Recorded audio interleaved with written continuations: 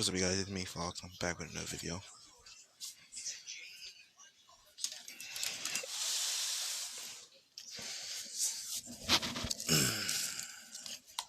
Today we're doing an Ask What DSD. What if? I apologize, for not talking or posting for how many days exactly? One or two. I don't know how many days was it.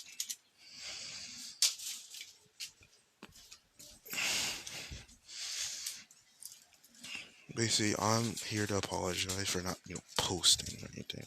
Because, I'm back at school and I am gonna, start working again. So I'm gonna be limited of posting like I was like last time.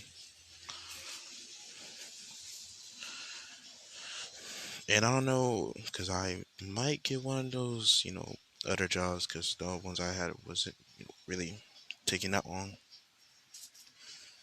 If you guys didn't know, I did have a job, so that's also one of the reasons why I can post a lot.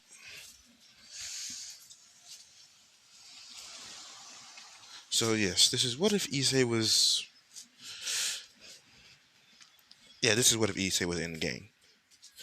And in this one, I am also in the world, but I am no, I am not, me. I am in there. I can make personal conversations or anything in there. Like I imagine myself in there. But basically, what I'm trying to say is that's not the actual me. That is basically a copy of me. That do not know the history of High School DC, don't know everything. Basically, yes. Me and Issei are commanders. We're not vice commanders, we are commanders. We command our own section or own groups. Issei controls the Red Dragon group based off his sacred gear.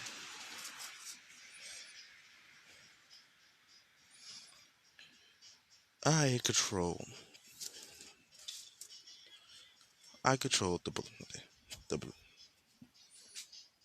the Black Moon, the Black Moon Fox group. This is the main group.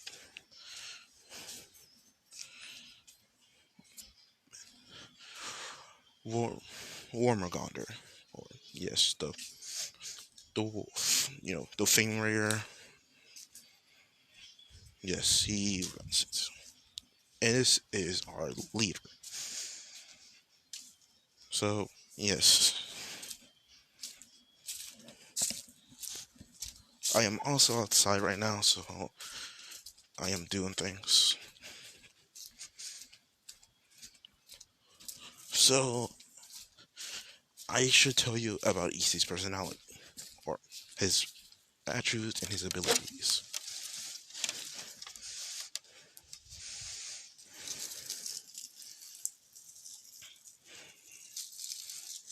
God damn, these fucking plants are dying.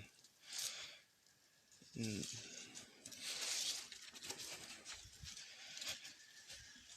But anyways, where was I? Oh yeah.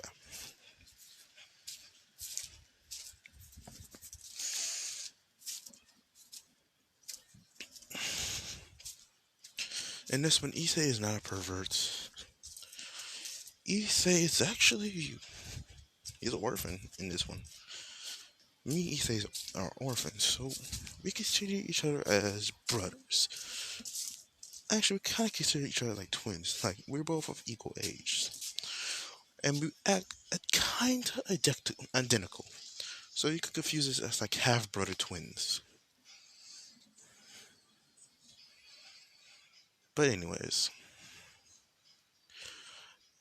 now explain to Issei's personality. Issei has a calm, collective nature. He's very tactical, technical, and he's very physical fit. He has a type of century move body build going on. He's very intelligent, tactical, and you know, he's kind of like Deku when it comes to powers or magic. Figuring out their weaknesses, their power ups, and their downsides. their worst affinities to go to them or the baddest affinities to go with them to make it more destructive.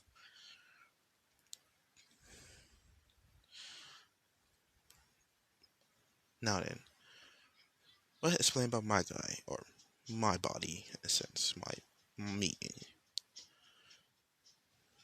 I am also like Issei, but more technical, more calculated. But I am also paranoid of certain things. If I feel like something is wrong, or if one of my senses, or one of my human-like instincts, like animals, like my primal instinct screaming out to get out of there, I will immediately retreat and hide to see who is coming in or who is passing. I am very skilled when it comes to all forms of weaponry, long range guns and everything else.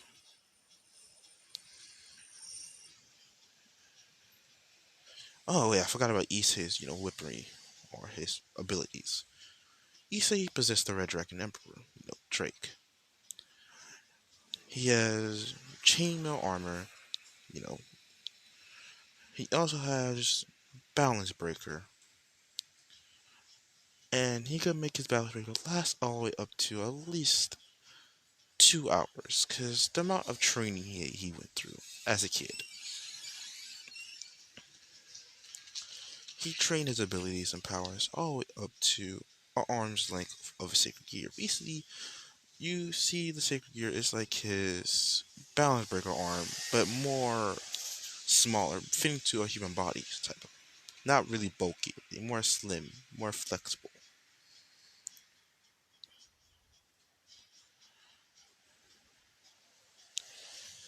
And when it comes to essays,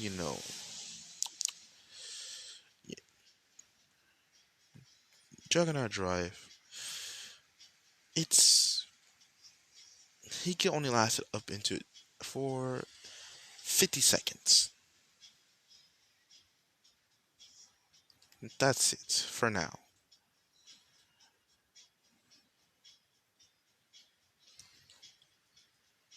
And for the leader, I shall not explain to him because, yeah, he is. He you be wondering why he named his his group the main branch. Fenrir. Hint, hint. But anyways, let's go.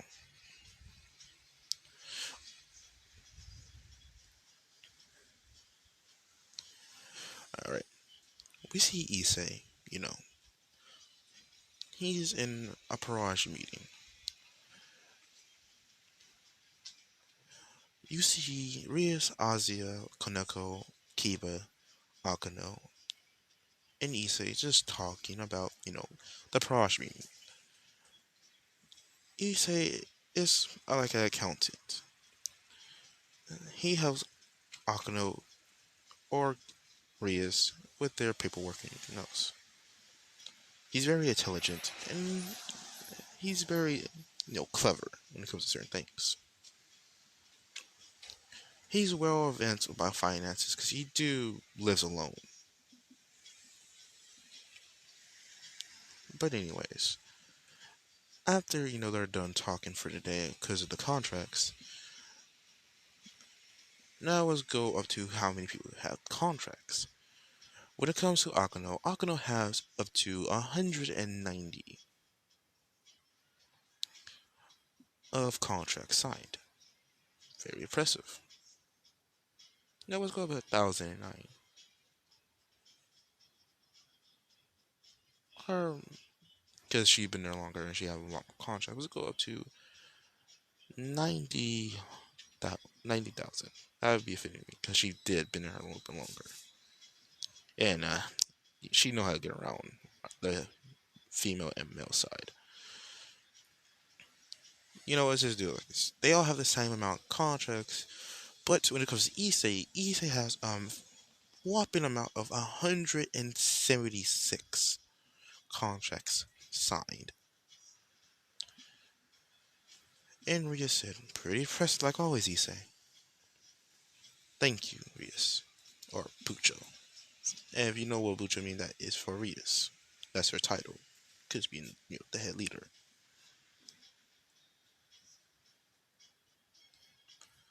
But anyways, you hear a phone ring. It was Issei. He looked at the phone number, and ever see his eyes wide, like in shock, real quick. And he quickly answered it, saying, "Yes, sir." Um, if he looked back at Rias, saying, "Rias, if you excuse me, I gotta go." And Rias is confused, saying, "But Issei, we're not done. Rias, if you don't mind, I really gotta go. It's something really important, all right? I apologize for, gotta be late for this. I'm gotta leave for this one." Rias sighs, saying, "You can leave, you say. Thank you." And Issei proceeded to leave, still talking to some guy on the phone. This has been happening lately, ever since that day.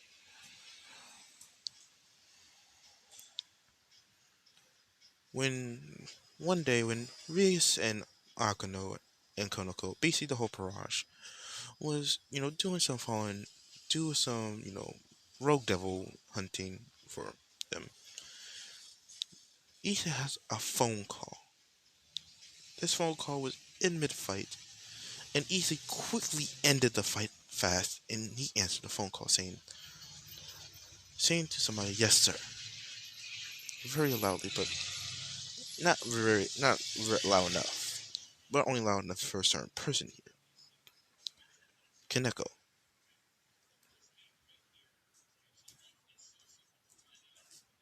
But anyways, she told Rias that Issei just called some guy on the phone boss or leader sama.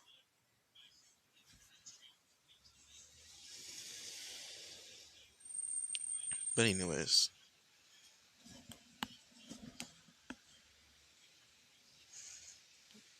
I- Issei has been getting these calls multiple times, and he always been going off somewhere doing things. And every time he comes back slightly bruised, or you see some droplets of blood, but they seem like they've been washed out.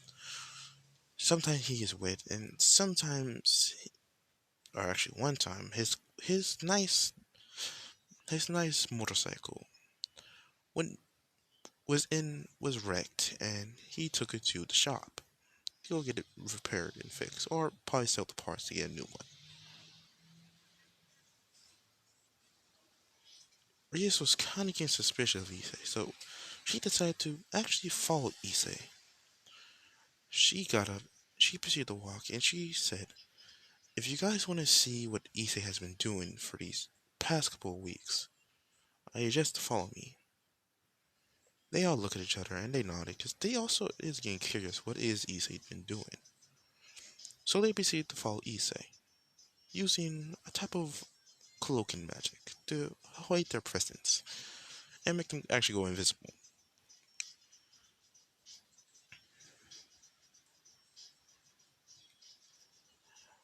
They see Issei walking out of the school. Ryu's just watching him from afar. Konoko's keeping her really advanced hearing up so she could see if Issei start talking to some guy, she could hear it, being at a slightly more closer range. But anyways, you see somebody pulls in with a low, not low rider. Let's go with a. You see some guy pull in with a truck. He gets out. You see, you see a teenage, not a young, almost adult, teenage black male boy. He has grayish silverish hair, emerald like eyes, and you can see tattoos on his neck, look like they're going down to his chest, and you see a couple on his hand. You see him holding a katana. At the end of the katana, you see a rosary at the end. And the rosary is growing a bright shade of crimson red, but showing an eerie tint of gray and black. You see a symbol on it on the back of this boy's, jacket. The symbol of a black moon with a fox in it, forming a type of yin and yang symbol. The fox is white and the moon is black.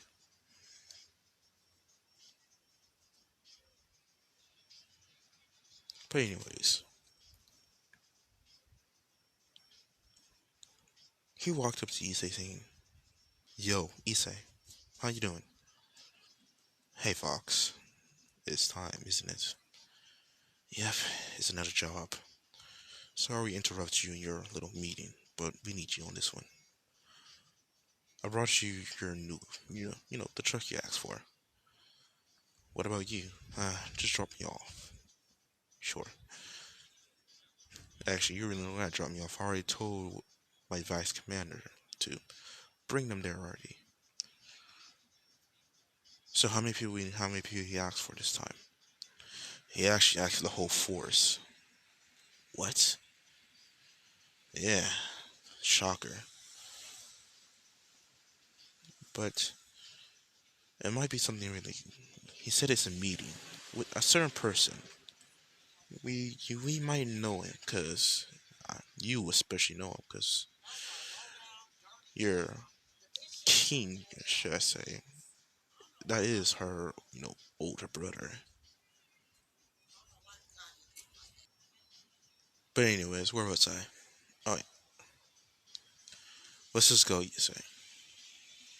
Issei jumped in the passenger, not in the passenger. He jumped in the driver's seat, and I jumped into the passenger seat. You Yeah. didn't. The bitch just had a bag and you didn't buy your baby no shoes. And what the fuck? Anyways, Issei proceeded to drive. Reyes followed him, using her wings, because they have the visibility magic, but the visibility magic is slowly running out. So they gotta hurry up a little bit. They don't got a long time. They got at least an hour and 50 minutes. That's it.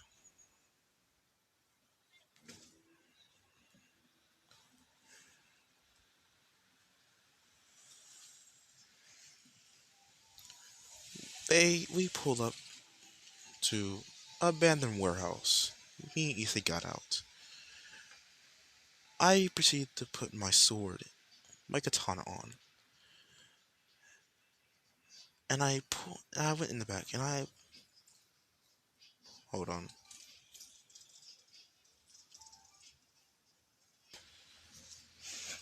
All right, I'm back. So where am I? Oh yeah, me and Issei, we went to the abandoned warehouse, but the warehouse is not exactly abandoned. When you walk in, you should see like a lot of things, bro. Uh, did I hear something? Hold on.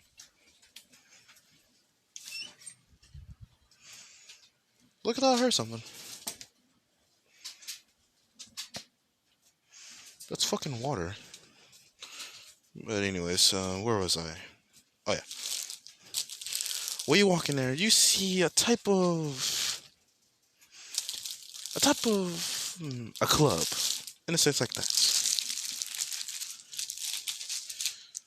When you see this club, it's huge. I mean, absolutely huge, like ginormous.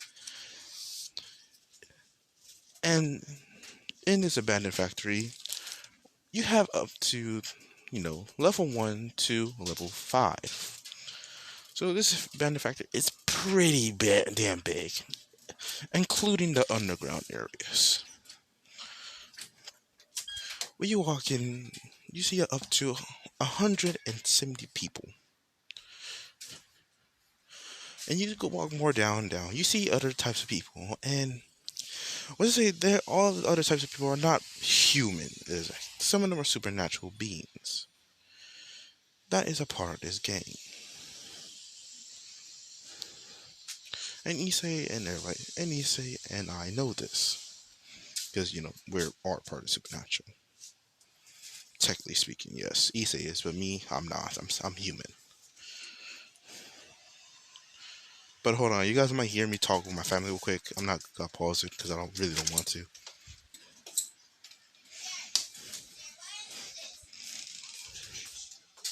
Hey, mom, this all.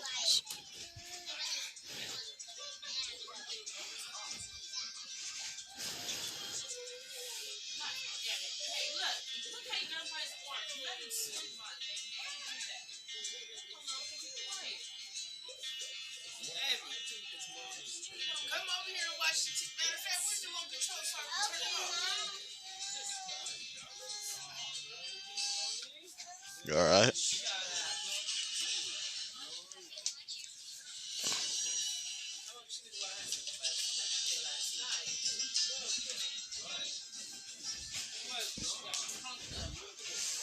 Anyways, where was I? Oh yeah,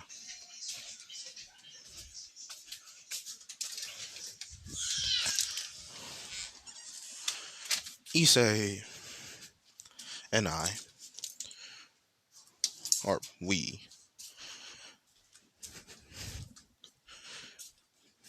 proceeded to go to the bottom level, level 5. When we went down there,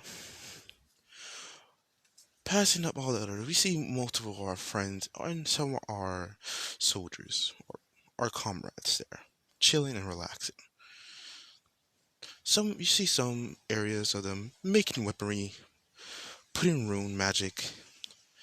Some is practicing our artsmanship, guns, or all forms of weaponry, and also their magical powers or their element control. And remind you, Reus and everybody else is Reus is still watching, but the visibility magic they have to enhance the visibility magic a lot, so they're kind of taxing themselves off of magic. If you're wondering why some of our censors, because I know there's some people in high school DSC universe that can sense magic being used because they're using a lot of magic. Their magic house is very low, not low enough to die from, but low enough so it's like nearly like you gotta focus to sense them. But everybody's just relaxing because they know this place is kind of secure because it was hard for Reese and the Parage to get in there.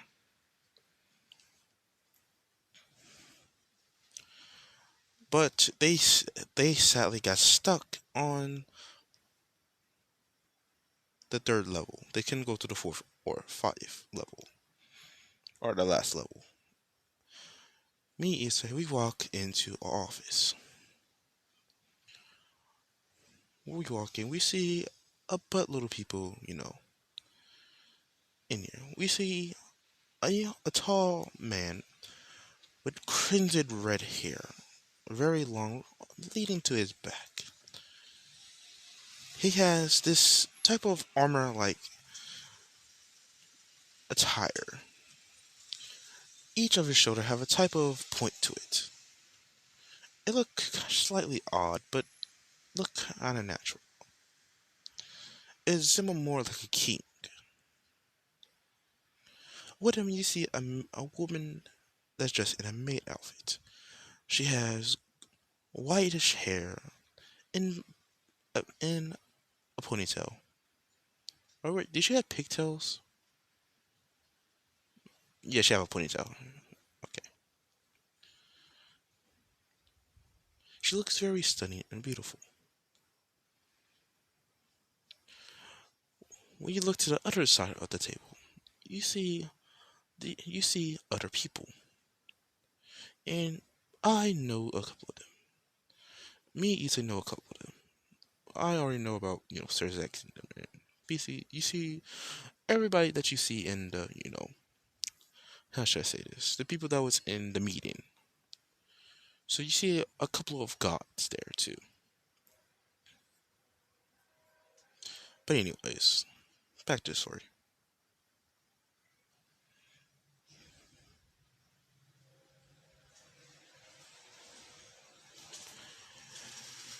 Then you see not other a last person that is coming in, but he is bringing somebody with him, or should I say, some people. You see not other than hold on, sorry, my nose. Where was I? You see none other than appraisal.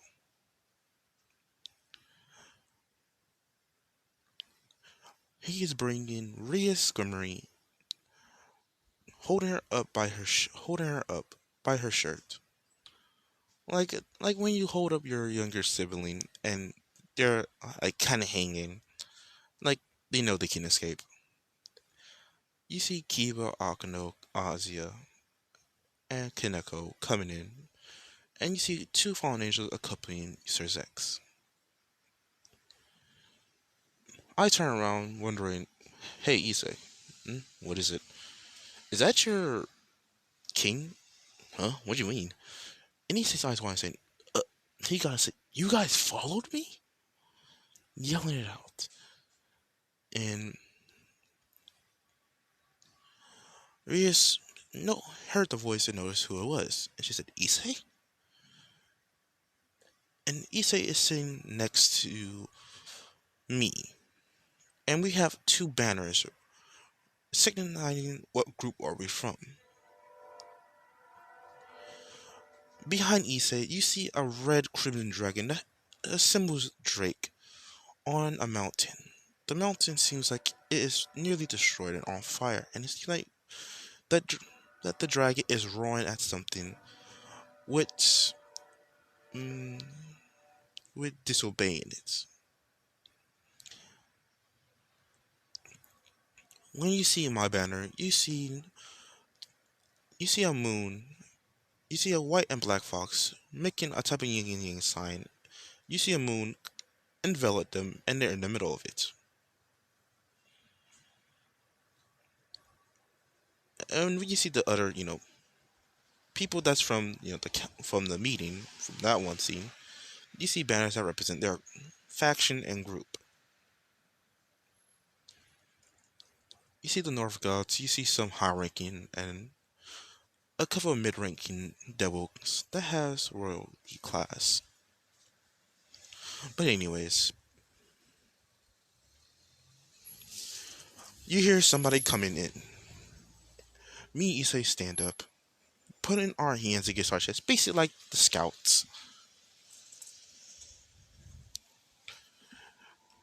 You see a very tall man coming in. He looks muscular like Sunju, but his height is up to 6'4", or no, 6'6". Let's go with that because he is gotta be tall as hell.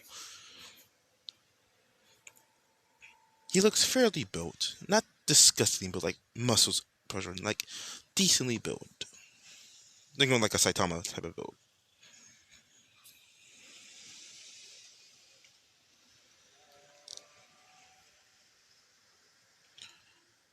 Behind him, you see a half breed between a werewolf and a vampire. Issei could tell by their scent, because he is part dragon from Drake. He could smell their aura or their scent that they're giving off. I recognized the one that was half breed, and I go, "Hey, Issei, what? That's Mike. Oh, who's the other?" I looked at him, looking at their body movement and everything, and I realized, oh, it's Jaden. Jaden? Yeah, the elf. Oh yeah, the dark one or the light one? The Heinrichen one. Oh, the one that Kakeara. Yes, that one. But anyways, come on. We did this, the scout salute saying Lina Sama, and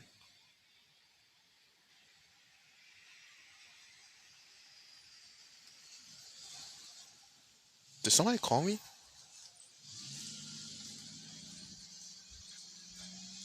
I don't think so.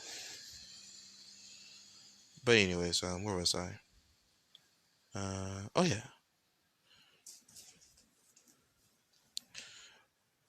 me and Issei, we are giving our leader salutes, and he raised his hand out, making us sit, telling us we could sit down. We sat back down, and everybody is shocked that me, Issei, gave this man a lot of respect, saluting to him, and we called him leader-san. Only the higher ranks, so basically the ones that basically Sir Zex, Appraisal, Violin, some of the North God, the Norse gods, and also some of the other ones know about them. But the lower ranking, or should I say, the middle ranks, um, the mid rank pure blood devils are the ones that got higher peerages to the point they need to be in here. They don't know who this man is, but the Norse don't really like this man, especially Odin. He don't like him. He don't despise him. He just don't get along with him at all. But anyways, you see this man. He sits down. He looked around saying, "Let's let this meeting start." But I need to ask one question. Who is that, Sir Zex? Because she has the scent of you, and he's pointing out Rias. Issei got up, doing the salute, saying, "Sir." The leaders looked at him, saying, "Yes, Issei. May I answer that question for you?" He looked at him, saying, "You may." That is Sir Zex's little sister, sir. My king. Hmm. So she's your superior in devil rank. Yes. What rank have you claimed? I am pawned. How many pawns? All the pawns. That's good. That's good. That's good. That's a high enough rank for you. But anyways,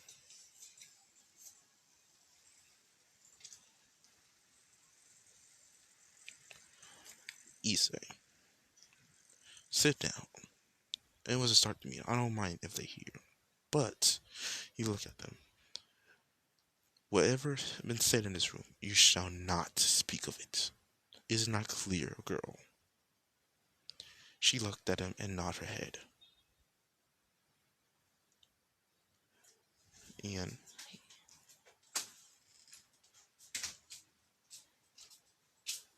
hey, sir, where you going? Nowhere. All right. So where was I? Oh yeah.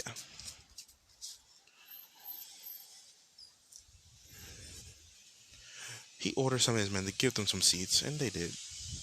They start discussing about territory. All right.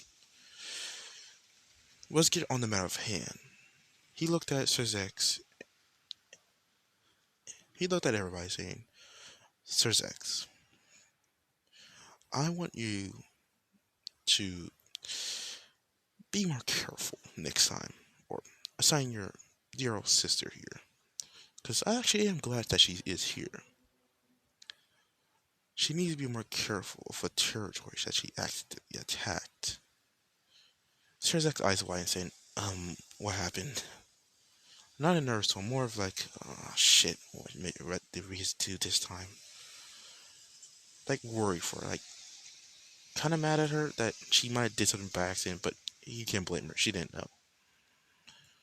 Well, I knew that it was a rogue devil in one of my territories. I was actually going to go deal with him myself. He was pretty decently powerful. But Trias is here. She went out to go take this devil. clearly that the devil was much more stronger than her. But she went anyways. But it was lucky for her she brought Issei with her. Because I didn't have nothing to do for Issei until this happened. He turned around, he pressed a button, and a video started appearing. You see the fight. You see Rias showing up to this devil. This devil was like in a type of. It was a half breed devil. This devil was mm, half dragon, half. Actually, half wyvern and half devil. So basically, it was decently powerful. Powerful enough to rival a high ranking devil. Powerful enough to not beat Zerzax or not like stalemate him, basically enough to keep him at bay.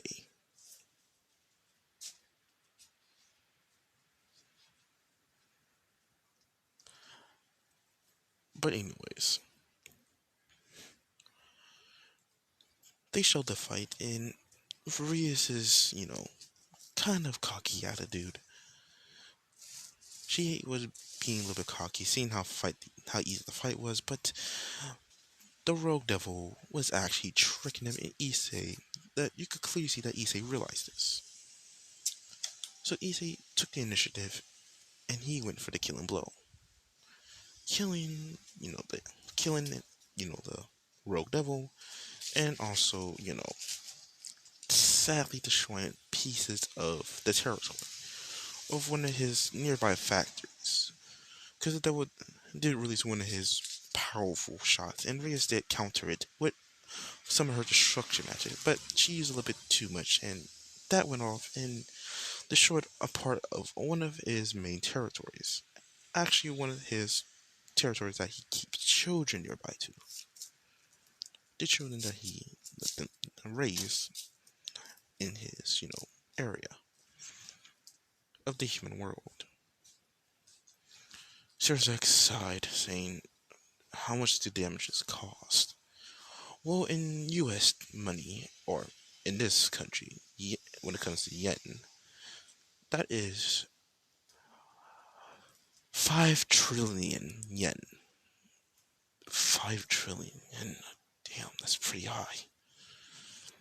I apologize, but I was able to pay off, so I decreased it to at least 1 million yen. Thank you. And he bowed to the leader. There's no problem. But anyways, he looked at Rhea saying, "Rhea Grimry, I am kinda mad at you for being on my territory, but you didn't know. So I'll let this one slide. Before you take our high ranking, mission, I just to train your party members, because they did have to go a little bit berserk to defeat this guy. But anyways, that was just one of the many matters. Now we'll discuss more of the others. They discussed the others, and the others are about paying certain people that have been coming in and out illegally to his territories. Basically, Co Academy and the whole city that Co Academy is located at is his territory. Basically, the human world is their territory. If you're wondering why, because they're not a faction in the human world. Actually, they are a faction. At first, it was humans. Now they've evolved into supernatural entities. Basically, the ones that didn't want to serve as a faction. So, dang, that's blinding.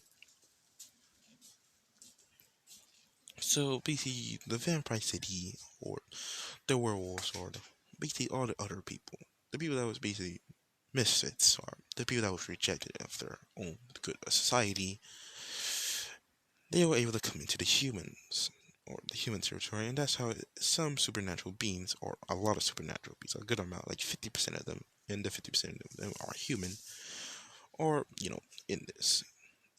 So basically, they have their own type of society going on.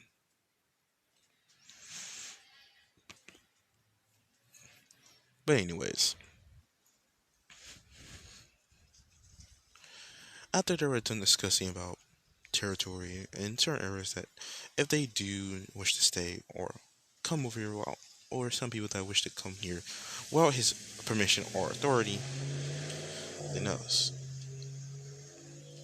But Rias said, "But I thought this was my territory." Raising, she raised her hand and asked to Sir. She asked to Sir Zex. Sir Zex looked at her and said, "Yes, but Fen, aka known as the leader, that is the leader's name.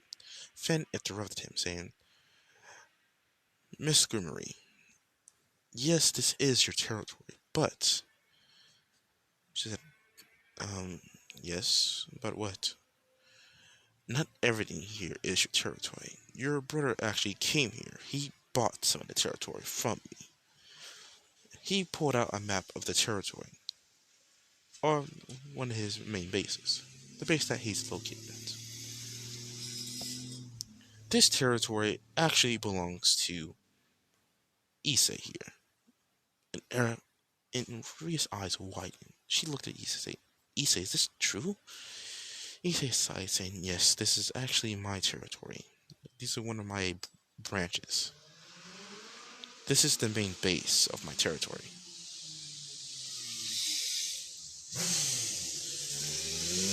Fox here, he runs the other parts of the other territory. Certain parts I let some of his bases stay at. His territory is located to over here, and he points to another city. Basically, you know the yokais when they located at, that is where I am located at. That is where my original base is located. And oh yeah, the yokai government is also there too, so don't worry about that. And everybody is shocked that the news that these two, a human is running a part, a territory that is the yokai's territory, but the yokais didn't know this. They ask, they ask, they actually say, when did he start running this? Well, ever since we were kids. That I spoke up. Well, we've been running this ever since we were kids. That was when we were 7 years old, right? Yeah, 7 years old. We were very powerful that time. Yeah, you actually thought we were actually in our prime. Oh, remember that one time those guys thought they were immortals? That's why we're stuck in that we're stuck in kid bodies. Oh yeah, that was hilarious. Good times. Yeah. Oh, forgot to mention one of them actually survived. Really? Yeah. And, let's talk about this later. We're in a. Oh yeah. They we look around. We apologize. They sighed, saying it's all right, and someone had like a deadpan look, saying, "Huh? You guys did what when you were only 5? What the hell?" Hold on.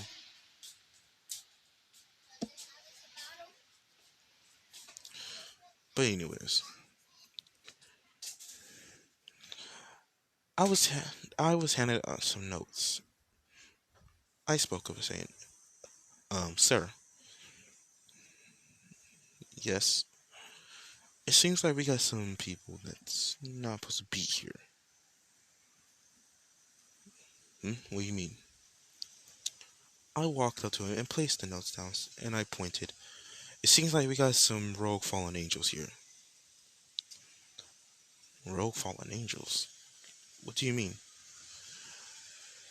Well, the fallen angels that Issei here dealt with the project involving that girl here, Asia. Yes, what about her? It seems like a guy named Grayfield. It seems like he is still here, but he is hiding. We found him, but we need permission that you want us to A. Kill him, or B. Hold him as hostage and extract information from him. And it turns out the Chaos Brigade has been trying to take over my territory again. So I'm asking permission for me to wipe them out. Finn was thinking about it, saying, Yes, you are allowed to take out, not Gabriel. Wait, why did I say Gabriel? What was his name? Um, s- Basically that one fallen angel guy that was, what was his name again? Let me look up his name. Alright, Cocaville, that motherfucker. That fallen angel. So, anyways, yeah, alright. Well, about Cocaville. No, do not engage him. Instead, watch him. Use your Ombu, but use root Ombu. Yes, sir. In my mind. Hmm. So he's taking this one very seriously. You might think he's a threat. What about Chaos Brigade, sir? The Chaos Brigade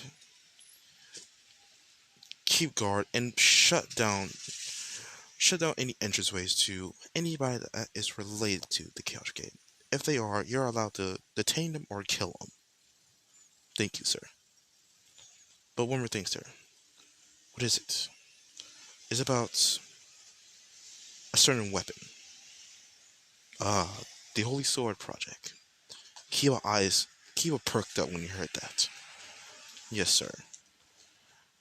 Am I allowed to, you know, destroy it and rebuild it to make it more fitting for me? You're allowed to. Thank you, sir. One more thing. Yes, and he's getting kind of. I'm sorry for being annoying, but may I be allowed to take the abilities of it? Hmm? You figured it out finally. Yes. And I might be able to give you that regeneration. You're allowed. Thanks. And I went back to sit down.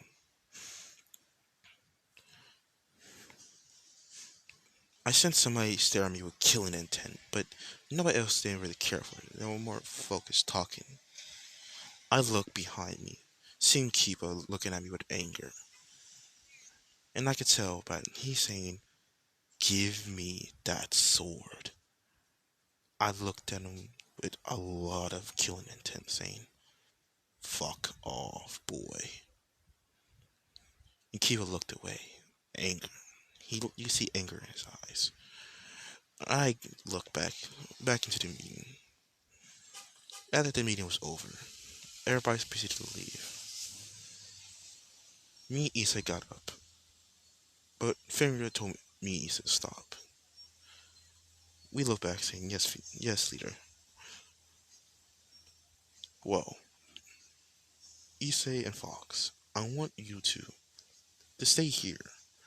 And when I go back to America, I want you to build a certain weapon for me. What type of weapon do you request? I need you to build chains. Chains. Wait, what type of chains, sir?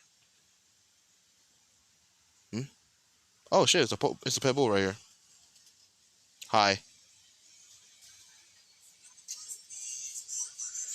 Oh look, you thought I had to fight a dog today. Hold on, let me check this dog is not going through our garbage again.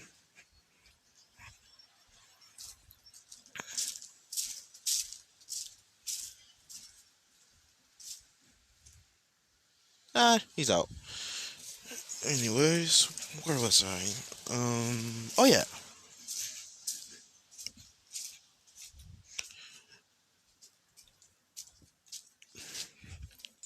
the chain that was able to hold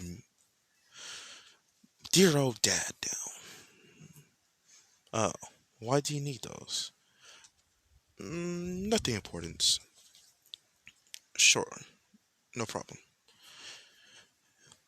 We left, and go. I went to go assign some of my people that is experts in the forgery and rune magic to, proceed to start building the chains. The chains will be incredibly hard, and when I got back, and I told the leader that would take at least 2 years. But if I put them in the void space, the 2 years would be only for 2 whole months. He nodded, and I proceeded to go. Me, I walked back to Yusei, thinking to myself, today was a long and kind of stressful day. I just want to go back to my territory. Hmm? Issei. I need to go to him. Seems like he's walking. It seems like he's gonna walk with the Reese and them. We'll see what they want. You hear somebody talking. You hear Reese and Sirzax talking about things. Reese is actually questioned about this group and this place and why she wasn't informed about this. And Sirzax is answering her questions. I walk up to Issei. Hey, Issei. Ah, Fox. How you doing? I'm doing great. We're walking out, and somebody grabbed my arm and pulled me back, like yanking me. I was like, huh? And I got yanked, and I got through to the ground. It was a sword through my neck. Kiba was pointing the sword to me, saying, "What do you know about the Solely Horde project?" The Solely Horde. What boy? Uh, the Solely. The sword. What is the sword? Oh, you. Wait. You're involved with the Solely Horde project? Oh, that's why you look pissed. You were one of their test subjects. What do, which sword did they want you to wield? Kiba looked at me with anger, saying, "Answer my question first." But Issei quickly restrained Kiba and a couple of my men came down. My Ombu came down, and they placed magic restriction seals on Kiba. His sword disappeared. I stretched. I walked up to Kiba, and I soccer punched Kiba straight in the face, saying, "That's what you get for putting a sword through my neck." But anyways, which sword are you talking about? The one that you possess. Oh. Mm. I looked at Issei. Issei, what is his sacred gear? Issei shook his head and said, "He's my friend. I'm gonna tell my friend secrets." I looked at Sir Zex. Sir Zex, will you tell me? Sir Zex sighed, saying, "I will tell you. He has sword birth." My eyes widened. Sword birth? Oh, I have the copy of that one. Issei, Issei looked at me saying, "So, what are you gonna do with that sword?" "Well, I'm gonna destroy it. Then rebuild it. Then take all its power out of it. Then it'd be a regular old sword that could be imbued with any magical ability. So it won't be holy more. It could become demonic or any form. So basically, this is a really sword that could hold a godly amount of power. But I will take one piece out of it. Because, I gotta rebuild a certain weapon. A weapon that seems so powerful.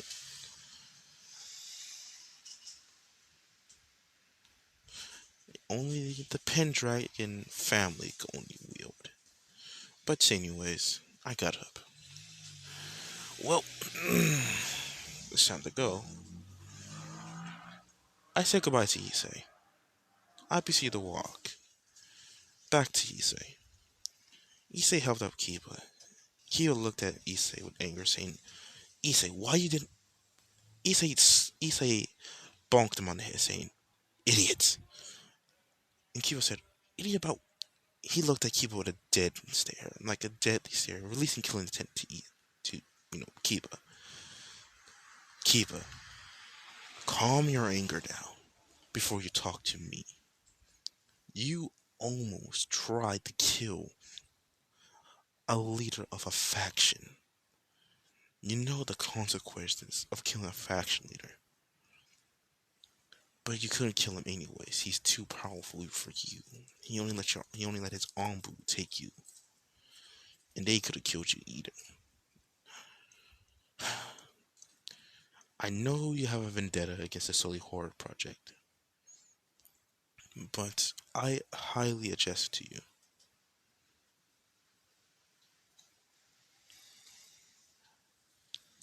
you should not, I mean not, go anywhere near to those swords.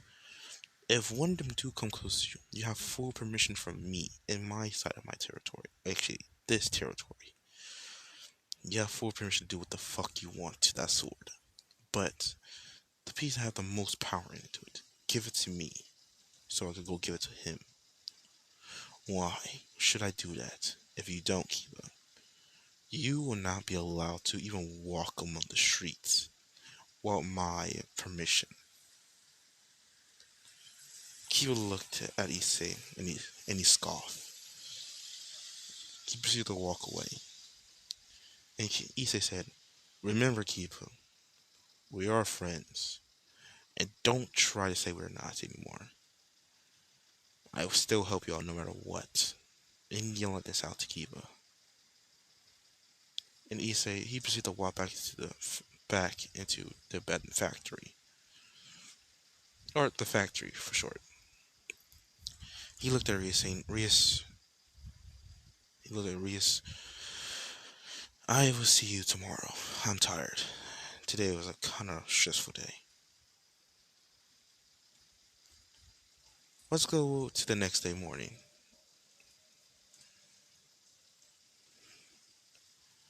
We see Rias. No, Rias. Sorry. I just got confused. I was like, wait, why did I say Rias? This should be Issei. Basically, we see Issei in his room at his house. He's in his bed, relaxing. He's kind of tired. Actually, he's pretty fucking tired.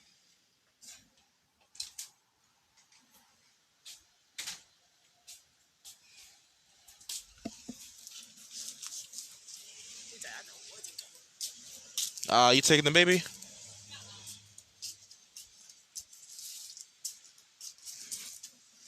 Oh, oh, he's going. Okay. But anyway, where was I? Oh yeah.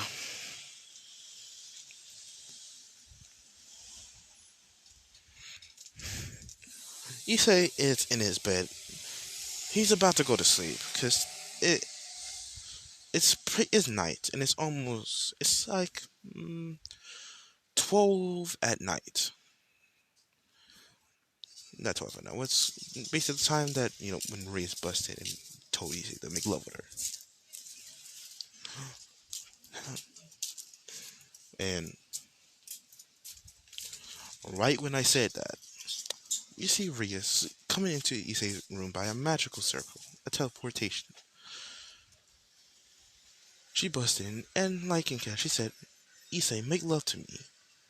Issei looked at her shocked, saying, "Huh? Wait, wait, whoa, whoa, whoa, whoa, whoa, whoa, whoa, whoa, whoa. Do what?" She said, "I need you to make love to you." Like she's saying, like everything in canon. And she proceeded and she said, "I know we might be new to this, but come, please." But Issa said, um, fuck it." Issa didn't care, so he proceeded to get undressed.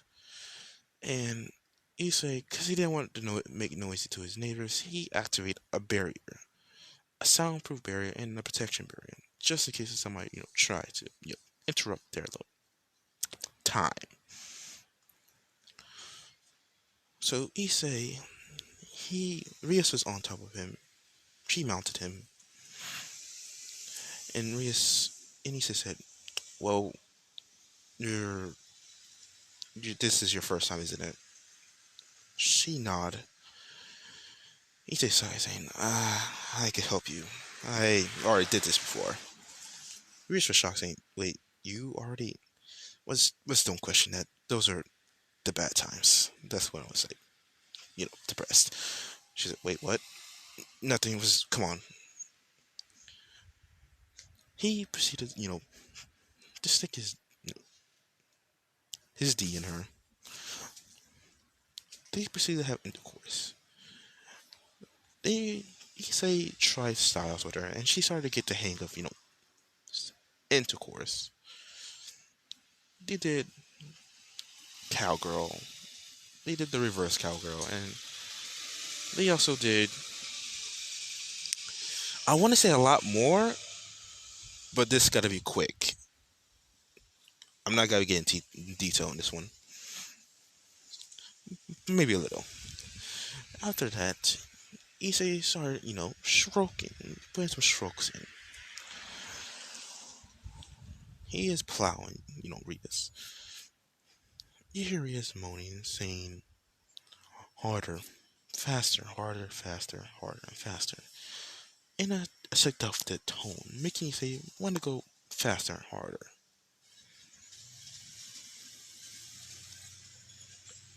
After everything was done, Issei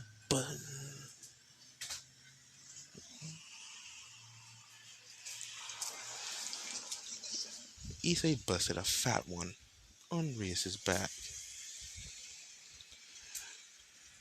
After that, Rias and everybody, Rias and Issei, or mostly Rias was just fucking panting because she was panting like for the life of her, like she needed the air.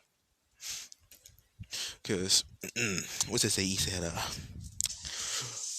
20-inch defeater, and when it's soft, what's it say? It was like it looked like it was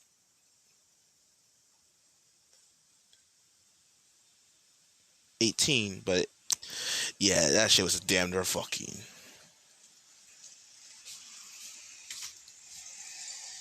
But anyways, Rias was on Issei's, chest, breathing heavily, and kind of stroking his chest, moving her fingers around in a circle around his chest, saying, well, that was my first time. Issei looked at her, saying, yeah, actually it was pretty great. Actually, it was kind of fucking awesome. You moaning a lot. Rias blushed a little bit, saying, yeah. Issei's getting tired, saying, I'm getting tired. You want to stay here? She looked at him and nodded. They went to sleep. The barrier was so active, and nobody could get in or get out for right now. But next day morning, he says, alarm clock one, like his on his phone alarm clock one, no rung. He woke up, seeing the sleeping body of Rias, and seeing that his room was kind of a mess. So he proceeded to clean up this room, and he's glad that he have an air freshener and some candles. So he light those up to get rid of the smell. He knew that he might need to clean his sheets. But anyways,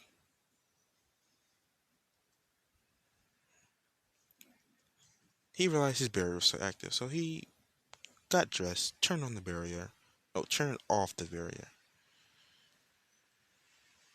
After the barrier is off, he sees a silverish teleportation circle appeared. Rears woke up, feeling the sense of the magic. She said, huh? After the thing was over, after somebody appeared, it was none other than Graphia.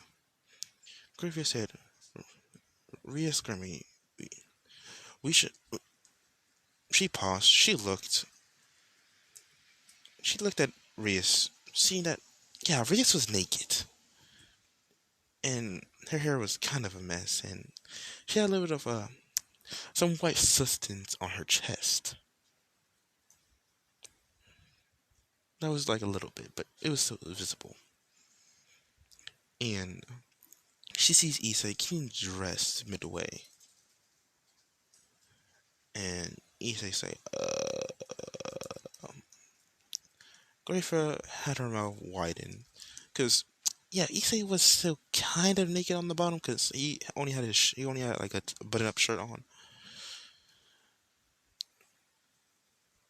and she got a glimpse of a centered extra leg, should I say, or extra sword. She quickly turned her head, and you could clearly see that she was blushing heavily, seeing that yeah, Issei was packing. Like this man was packing,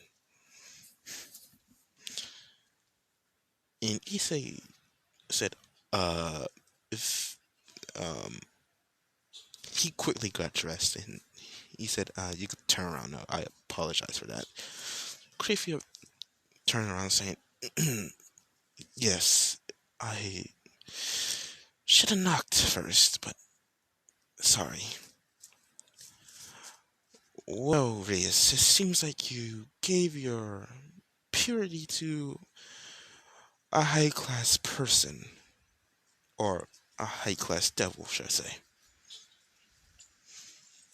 Rhea said, wait, she was about to say, what do you mean by, she thought she defended him, but, like, saying, like, yeah, like, you should not give your purity to a low class, but she thought she was about to say that, but she said a high class.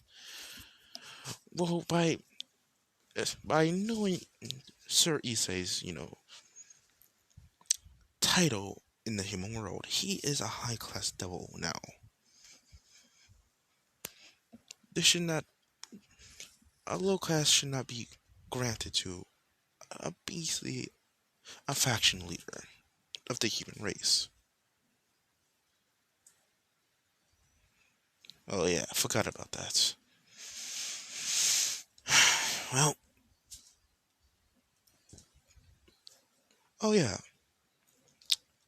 So you're getting married to some guy named Ryder, right? She nodded, saying, "Yeah." Hey, is the engagement still on? Yes. Arius, I want you to not tell him that we, fucked last night. Arius was confused, saying, "Why should I not tell him that? That might stop the wedding." No, I want to, fuck him over pretty badly. Give him a pretty brutal beating. And he looked at Grayfield saying, "If you don't mind, I want to invite one of my friends." Grayfield said, "Which one?" "Oh, his name is Fox." Grayfield nodded, saying, You will be able to allow to invite one person." Hey, big. So he pulled out his phone. He called me. I answered, saying, "Yo." He asked, "Hey, bro, you wanna go jump somebody?" "In what, bro?" "In a rating game." "Bro, bad. I've never been in one of those." "Really?" "Well, it has been some over here. I only been watching. I never actually joined in because I wasn't even part of nobody's Farage or Familia or group. But anyways, yeah, I'm joining in, bro." So who we jumping? Riser Phoenix. Wait, did you say Riser? Phoenix, right? I'm coming. But if you don't mind, I'm bringing somebody with me. Who you bringing? I'm bringing somebody. I'm bringing Michael with me. Why bringing Michael with you? Let's say me and Michael have beef with Rise Phoenix, correct? Yeah. Let's just say he did some fucked up shit, and yeah, this is not gonna be good for him. And he hears on the phone. He had the phone on speaker. He said, "Hey, bring my black Air Forces with the high tie, with the crease, and put some zip ties on there." And you hear somebody, "Oh shit, bro, who you finna kill? Rise or motherfucking Phoenix?" Oh shit. He needs to think, maybe I shouldn't invite him, but it's too late now. And call Michael. Tell him to put on his black Air Forces. Nah, tell him to put on the black ones. I want to see him do what the fuck he want to do on those shoes. He said, sure thing, bro. He said, hey, bro, I'm gonna be there in the teleportation. Bet. You got my marker? Hell yeah. All right. Tell me where to teleport. Sure thing. I'll tell you on text. Now, let's go up to the riser when they meet riser and everybody else. You see Issei standing there. Like, everything is like in canon. But Issei's not getting pissed. He's calm and collective. But he's slightly getting pissed by Riser trying to, grope Ruiz and trying to, you know, get in her between her legs.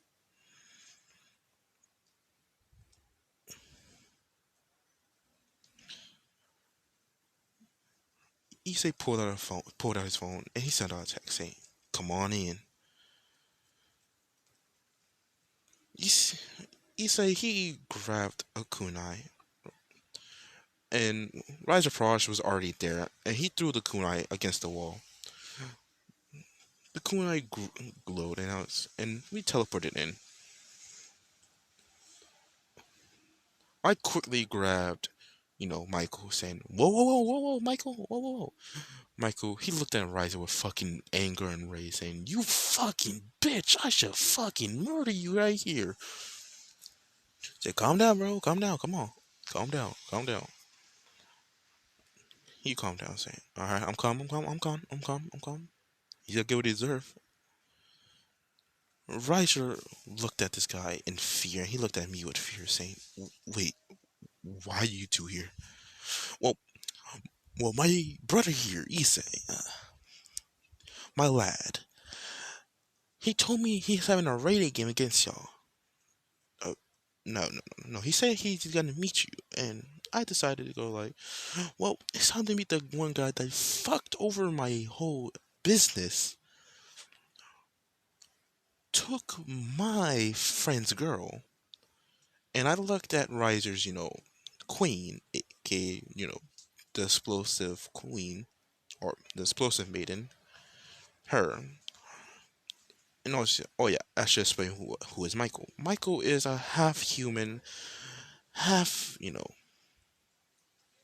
how should I say this? He's half ghoul.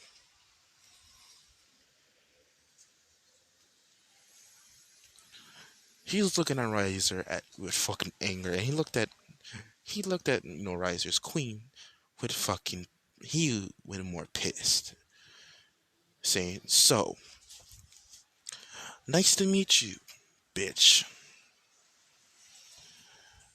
She looked at him with a scowl, saying, "Don't you dare call me a bitch, Michael." Whoa, whoa, whoa! You guys don't gotta get all fucking hyped up over nothing over here. I walked up to Konako. I looked at her, smelling her, going, "Hmm. Hey, Issa, you never told me this was a Nekomata." Issa said, "Oh, I generally didn't fucking know." Uh, how did you know? Remember, I have sensitive smell and hearing and eyesight. Oh, forgot about that. But I guess you got it right, bro. I really can't discard your fucking senses. But anyways, back to this. Everything else happens like in canon. But when Riser sicked his pawn against him, Michael grabbed the pawn and bitch slapped her away from Issei, saying, stay away from Issei-sama, you damn bitch." She looked at him. The other girls were getting pissed at Michael. I looked at him with an angry expression, and you see me. Konoko's on my lap. I'm giving her sweets and patting her head. She's purring a little bit and eating sweets, saying, I look at them going like, if y'all motherfuckers try anything else like that, I'm fucking killing a bitch.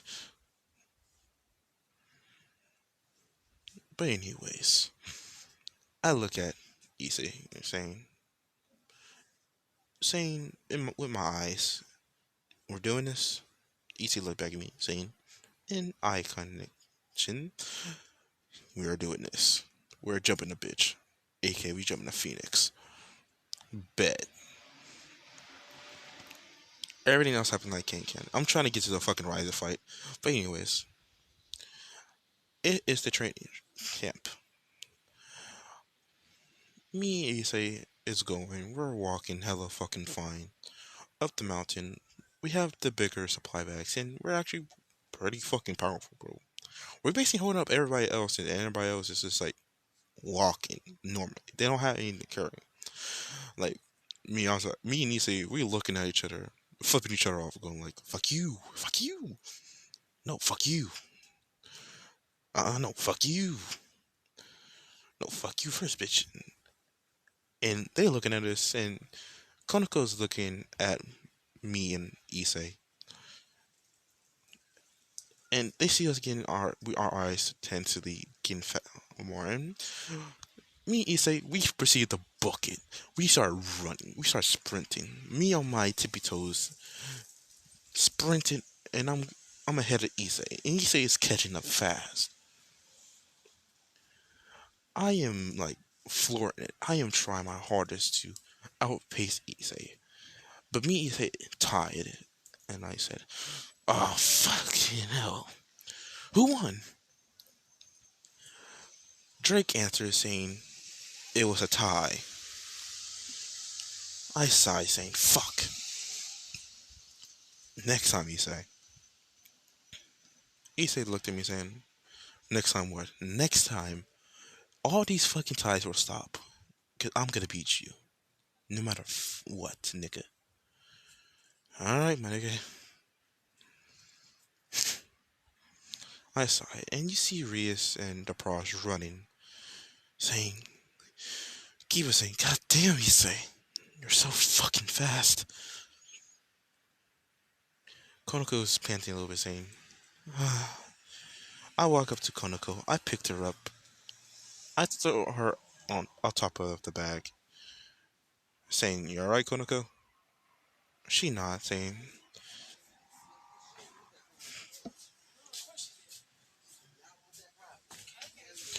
"Thank you, Fox-sama." No, just call me Fox. We're friends here now. I looked at Azia, Akano, and Ria saying, "You guys want to jump on?" They thought about it, and they proceeded. Azia jumped on with Issei, Akano jumped on with me, and Ria jumped on with Issei on their back, relaxing. Like it's seats off the back of us, and they're just relaxing, basically kind of like sunbathe or anything like that. Basically, it's just fucking relaxing on our backs, and we're just moving. Me, I'm looking at Kiva going like, "Carry this," and I just hand him a whole ass fucking giant ass sword. I go like, "You gotta be. Let's start your training now.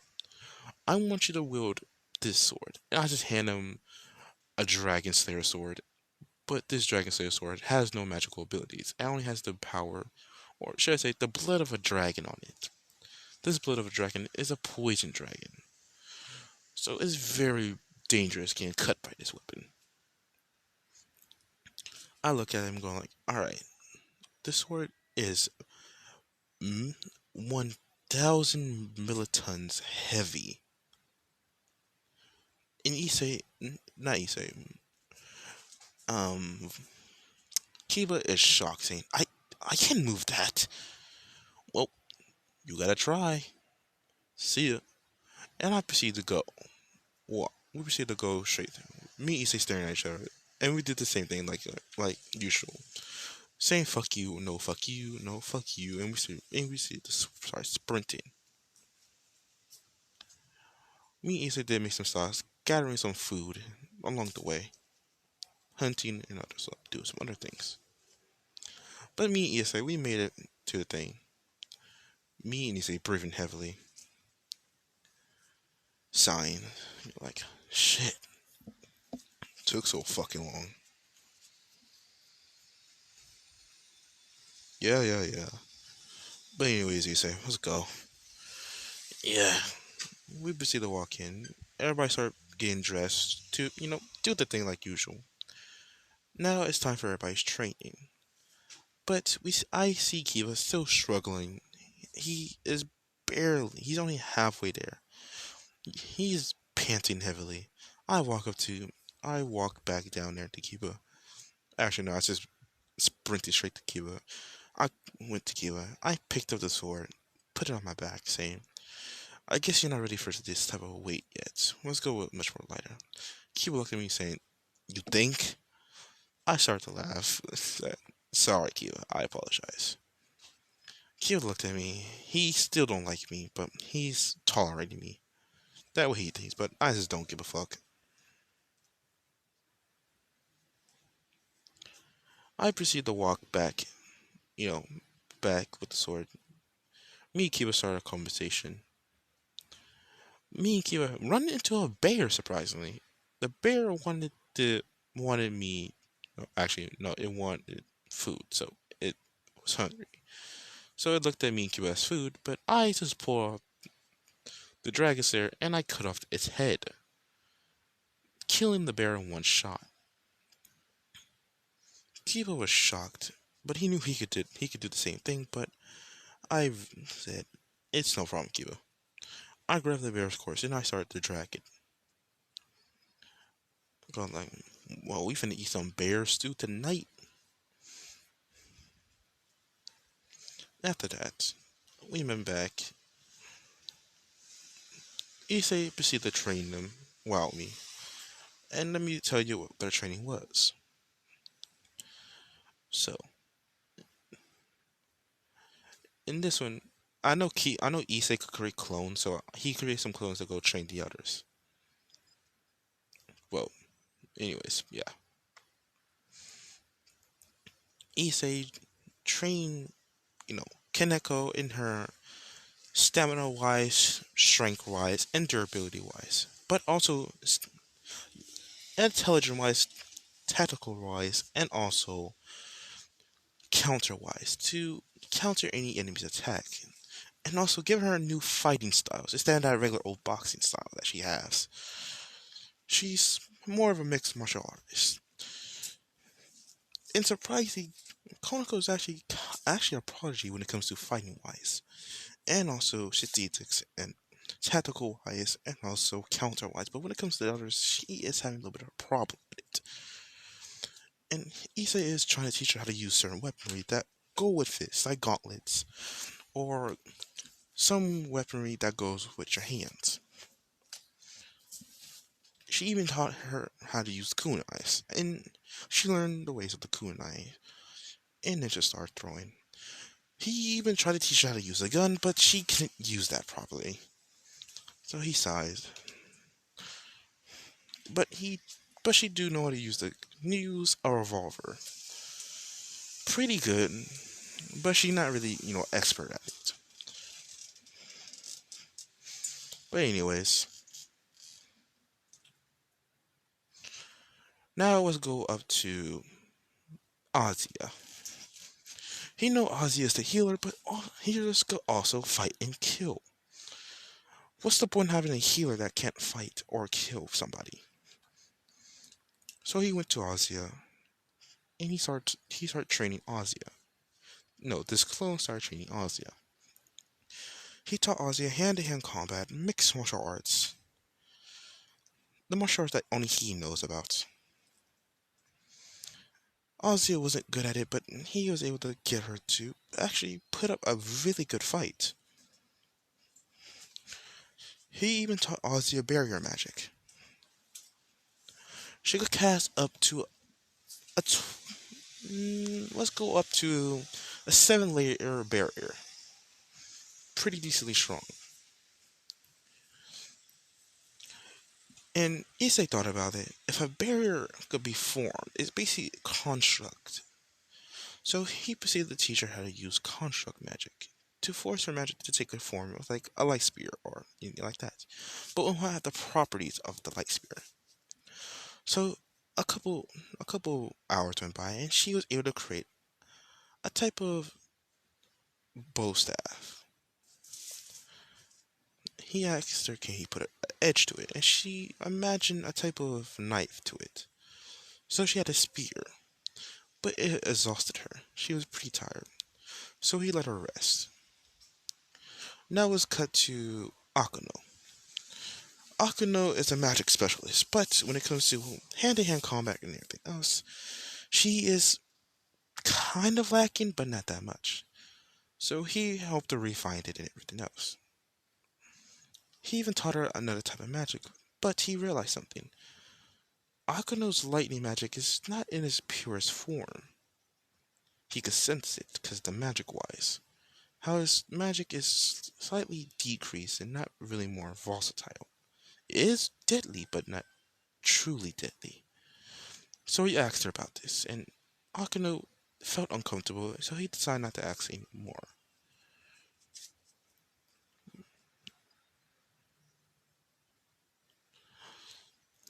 Now, back to the story. Uh, hmm. Now it was Rias. Issei taught Rias self-control, hand-to-hand combat, and also some weaponry that might go well with her destruction. Actually, he actually gave her a, a holy sword, or sorry to say, a husk of a holy sword. This holy sword was a katana-based weaponry.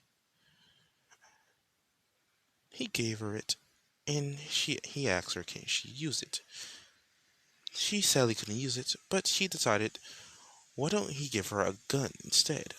She's more of like a long range user. So he proceeded to ask, me to go make her a type of weapon. I thought it was a weapon. I go like, why about a gun sword? Part sword, part gun. Like one of those anime things. He thought about it and said, how will it work? Well, it actually was gun swords in the old Middle East days, but those ones were less efficient. Let's go with ones that has more my efficiency in it. So I went back to my territory. I proceeded to forge a type of gun sword.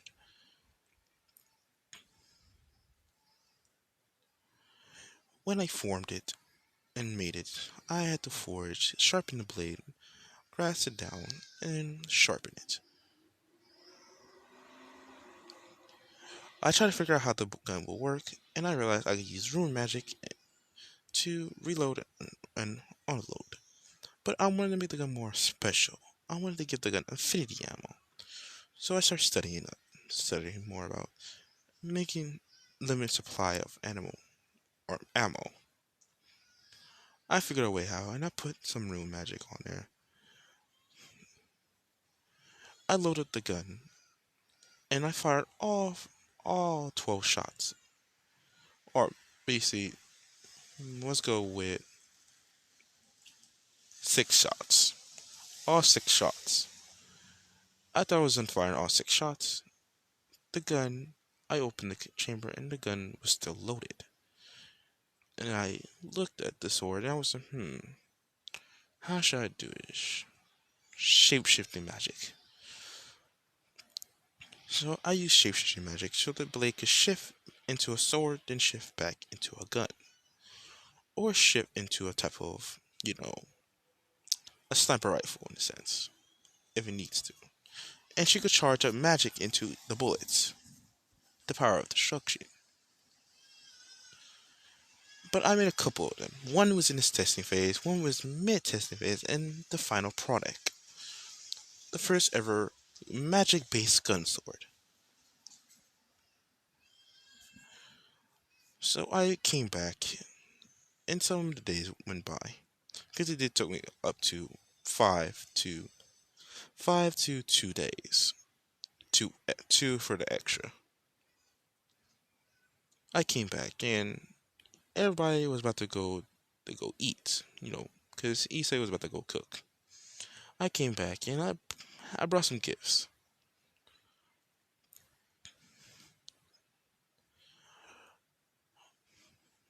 For Kiva, I gave him a new sword. A new sword. This is a shield sword. Kiba was confused, saying, "But I don't use shields." Well, this will help you in your durability. This is a shield sword. Shield swords are very, very known in the old knighting days, but they wasn't really used that much. Your sword birth used only sword creations, but this is clarified as a sword, technically speaking. So you could use the weapon and manifest it if you think about it. So Kiba thought about it. He walked out. I walked outside with him, and everybody was with us. Kiba was thinking about the sword shield, and he imagined it, and he created it. He said, "Wow." He activated the shield, pressed a certain mechanism, and a sword popped out of the end of the shield. He was like, "Nice. Thank you. You're welcome. If it makes you any happier, this used to be a sacred, not used to be a sacred. Actually, it used to be a holy item, but I destroyed it and remade it." Keith was shocked, saying, "Wait, this used to be a holy sword?"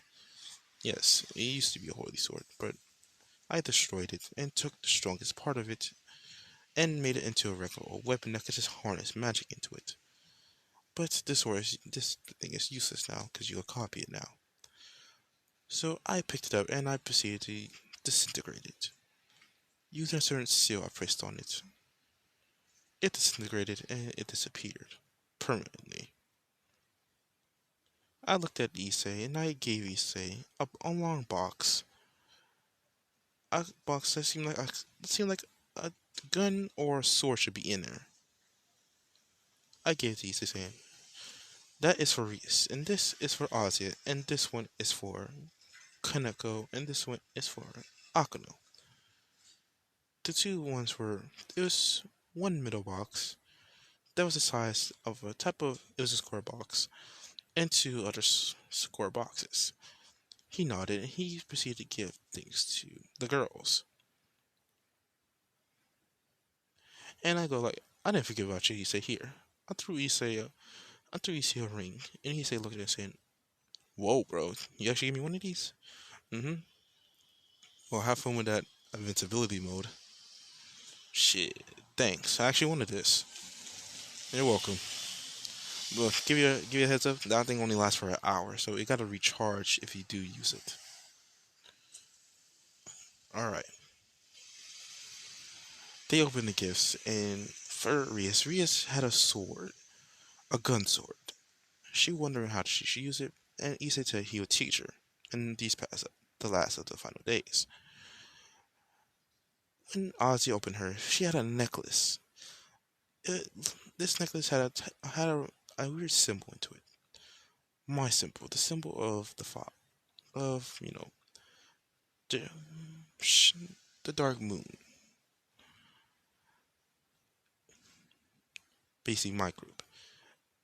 I put a lot of seals and also spells and other types of magic imbued to it to help Ozzy with her magic reserves and also give her a type of instant defense. Basically, give her like a type of Gara like thing, like how Gara has the ultimate protection, like instant defense, how the sand instant protect him and everything else. She had her own version of it, but it comes with elements, and also it will come with her barrier magic. It's like think of it as like Steven Universe for Kaneko and Akano. Kaneko had these two rings. She wondering why, and I told her to put her two fists together and punch them a little bit, but not hard enough. Or you can use it for force if you want to. She decided why the hell not. She punched him, and the rings proceeded to activate. You see these two cat-like gauntlets appear on both her arms. One one is one is a white cat and one is a black cat. She was shocked, saying, "Wow!" And they felt pretty light, but they look heavy and strong. Kaneko complimented, not complimented, not that word, complimented. That what she said. But anyways, for Akano, a necklace is in there, and she put the necklace on, and the necklace, she felt a burst of power. She saw her element of lightning increase more, and so did her other elements of. If I remember correctly, Akino has at least fire and ice and lightning, but mostly lightning affinity. Basically, it boosts their elemental affinities.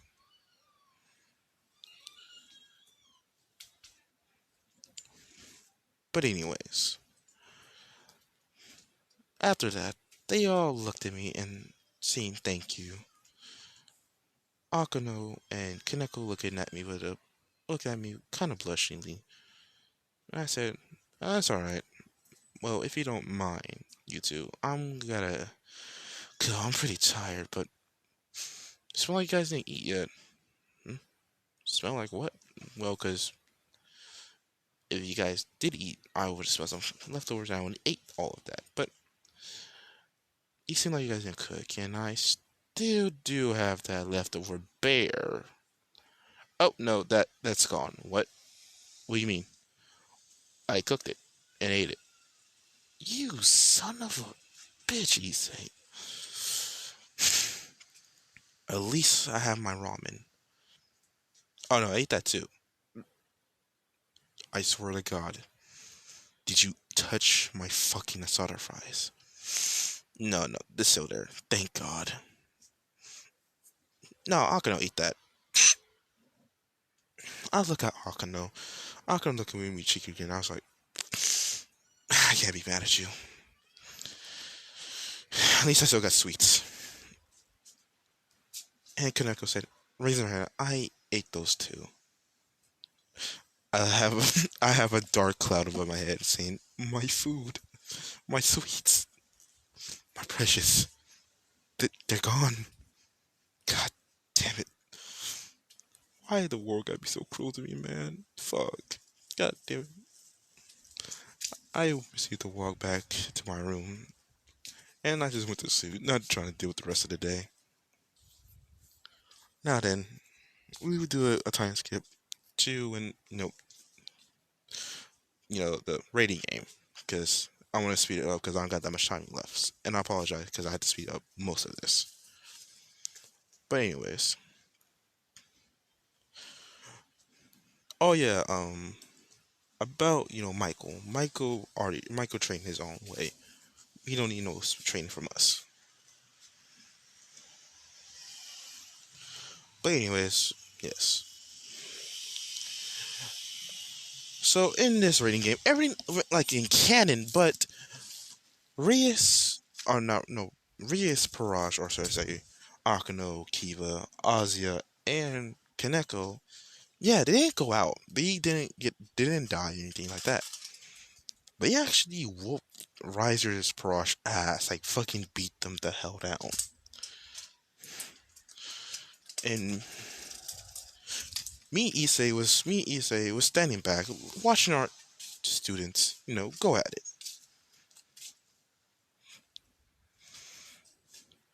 But I realized something.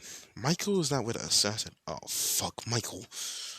He was like, "What?" Michael went off to go fight Riser. We gotta go help him. Me and Issei nodded.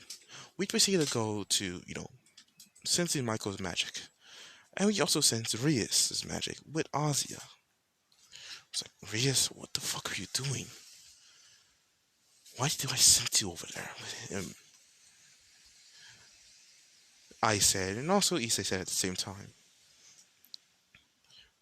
We went there. We see Rias kind of hurt, but not badly. We see Riser holding Michael's throat, and he snapped Michael's throat, stabbing Michael's neck. Michael proceeded to disappear. But Michael got one last hit in, punched the fuck out of Riser, making him get disoriented. I look at that scene, I was like, with full on bloodlust.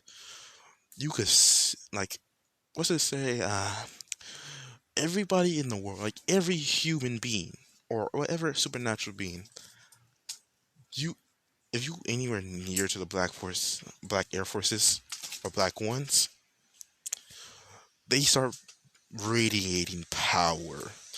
Somebody is about to use the Black Force energy. All the human beings in the world said, the power is being released. I'm just adding a complimentary shit because I'm pretty fucking bored right now. Because I'm finna go back inside and go eat. But anyways, what I'm trying to say is I am activating Black Force. What the Black Force energy on max.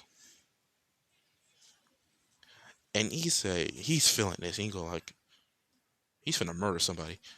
Oh shit. Well, it's on the jump a bitch. Me issei charged in. Riser activated his wings. He started throwing fire-based attacks. And it seems like Riser actually trained. His fire was different color. They were actually blue flames. But the blue flames wasn't fully blue. You can still see a mixture of red in them. Seems like Riser didn't train that much in this one. But the kind of reddish bluish flames did kind of hurt a lot. But I didn't care. I charged in, pulling out my katana. The red aura, my eyes turned crimson red. Feeling the power of the sword I possess, I slashed down diagonally, hitting Riser's chest. I threw away my sword, going like, you know what, fuck this shit. I grabbed Riser, I pinned him against the floor. I said, Issei, stomp his ass out. Issei wearing Tim's, black Tim's, and he proceeded to fucking big boot fucking Riser in the gut, started stomping his ass out. And you just see Riser getting his ass beat. Well, in who's watching this rating game, you see Sir Zex, Graphia, and you see none other than Finn, our leader, me and Issei's leader, watching this, and you also see Riser's mom and dad watching this, and they're feeling they are scared for their son because their son is getting his ass beat. Like, oh God, bro. Like, this nigga is getting his ass stomped. Like, I was like, damn. This damn, bro. We're doing this nigga hella dirty. But anyways, he got to take this ass whooping. So I picked up Riser. I was about to pick up Riser, but Issei said, let him get up, let him get up, let him get up. I'm like, all right, you're right. He's getting up, saying, you think that's enough? I kick him in the back of the legs and I punched him in the face, saying, all right, get up, come on, get up. I'm letting you get up. Come on, Nick, hurry up. Riser getting up, saying, you son of a bitch. I picked up Riser by the throat and I proceeded to start punching him in the stomach, saying, you are a bitch. Just repeating that over and over again, and by punching him in the stomach. I threw Riser to the ground. Issei grabbed Riser, put his arms back of him. He's about to pull a Sasuke, when Sasuke did the curse mark. He proceeded to pull Riser's arms, nearly ripping them off. Me, I proceeded to punch Riser in the face multiple fucking times. We just beating on Riser. Until I go like, you know what, fuck this shit. Nut shot. And I punched Riser straight in the fucking nuts. But without me putting on brass knuckles. To make the pain more eloquent. After that, Riser's on the floor. And Riser is now out. I look and I go like, I just want to beat your ass more, but, well, I guess I can see your mom again. And Riser's like, what? Nothing, but, shit.